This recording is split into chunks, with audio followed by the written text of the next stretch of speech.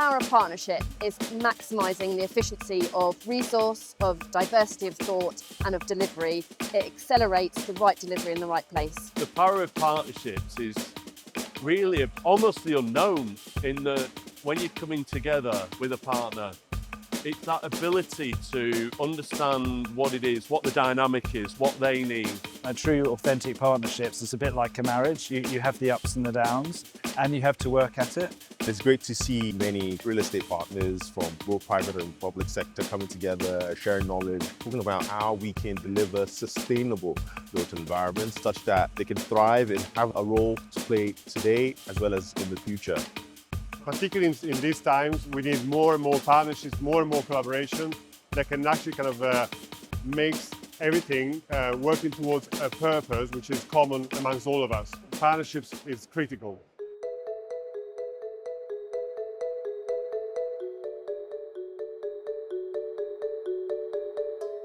We like to work at scale, and scale meaning both in terms of the actual size of places, but also with time, so 10-year plus types of situations. We simply cannot do that alone. We need to do that in conjunction with other people. We have our specialism and we have what we bring to the party, but we need to work with very many different people that bring their particular expertise to play as well. And that might mean on the public sector side, being able to navigate the public sector terrain. It might mean investor capital in order to bring that to bear. So we have to work in conjunction with many other people in order to have a successful outcome. There's nothing magic about the structure of partnerships. There's a limited number of ways that they can be put together. The key things are that the partners understand what the objectives are from the outset, that there's trust in terms of the relationships that will allow a long-term delivery to happen on a project. A good example is the English Cities Fund, which has been running for 20 years with the same partners. ECF Partnership is a placemaking collaboration between Homes England, Legal & General and Muse, and we combine our expertise and resources and diversity of thought to make the place and the regeneration best place it can be. We've particularly decided as a partnership to work with Stevenage because the local authority there have a vision, they have strength in leadership and they're capable of making decisions. And for our partnership and theirs, that makes a winning combination. Very proud today to see the announcement by the English Cities Fund that they will assist Stevenage in developing our wonderful new station gateway opportunity for the town. It's not going to happen overnight. It's quite a major task, but it will happen over the next few years, and it would be great for our residents of Stevenage and our great businesses in Stevenage to see this innovation effectively spur the whole town on for the future.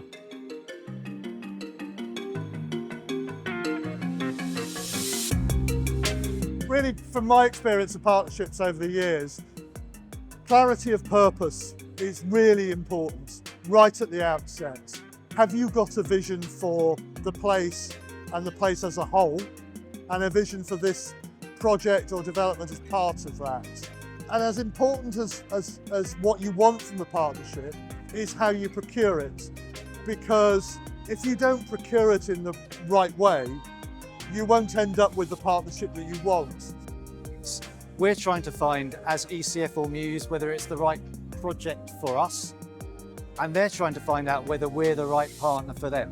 But actually getting straight to source and having those conversations that are specifically about the project are really important. And what we're finding is there's not necessarily one size fits all approach to it, but we're looking at three key areas now. The first is the master plan and the master plan vision. Is there an existing one? Is it fit for purpose? Does it really satisfy all the stakeholder needs? If there isn't one, let's build one together with the partner. The second piece is then a business plan. Does it work? Phasing, the all-important numbers and viability, and seeing what wrinkles, warts and opportunities there are within that. And the final piece, particularly at the moment where we know viability is stretched in many areas, is actually a business case. So once you've got a business plan, you can identify what a business case may actually need and who you may be needing to speak to. So is it Treasury? Is it Homes England? Is it infrastructure? Is it affordable housing funding? Habiko is a partnership with Homes England and PIC. It was launched in November 24, so quite new at the beginning of its journey, but we want to move at pace. And our ambition is to build 3,000 affordable, low energy, low carbon homes for rent.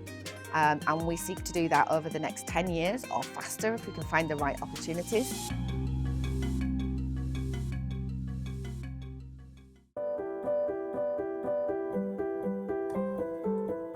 Partnerships are really critical to the way we work. Local authorities just don't have the resources to be able to do everything on their own. I think the lesson of not trying to do everything on our own is well learned now.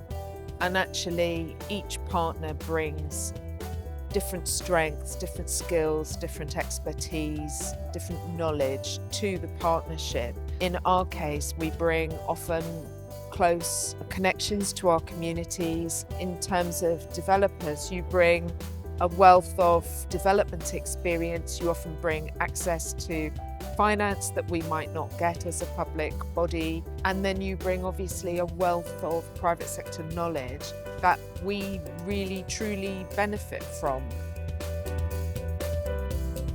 Another very important dimension is the international, global dimension to collaboration and partnerships. I'm very lucky to be the co-chair of the Urban Regeneration Council for the Urban Land Institute, and also working actively with the UNDP, the United Nations Development Programme.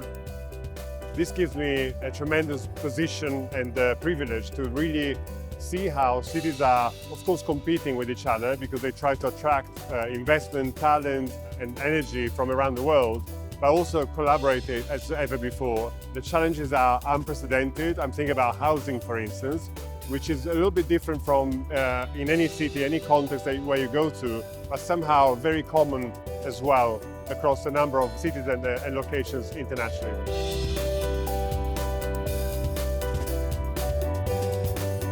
We cannot do everything alone, and that means for local communities, they will get better outcomes if we're bringing together different parties with different skills in order to make sure that the place creation, the social value and the social impact that's created is maximised. And it is through the use of partnerships and bringing those various skills together that we will maximise the impact for the local communities.